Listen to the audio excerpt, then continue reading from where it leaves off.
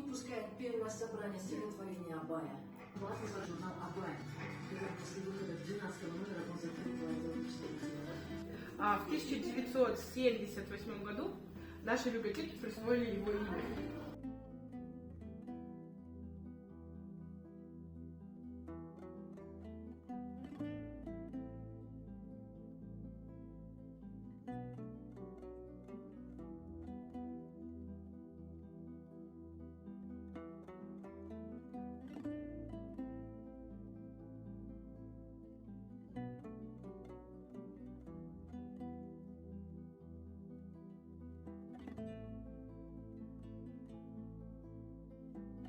Сегодня я познакомился с творчеством Мухтара Ауэзова. Меня впечатлила его биография.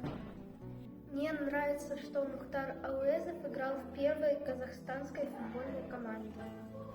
Сәлеметсіз бе? Біз бүгін Мухтар Ауэзовтың көп информация тапты және бұл информация маған өте ұнайды. Понравилась книжка про мальчика и волчонка.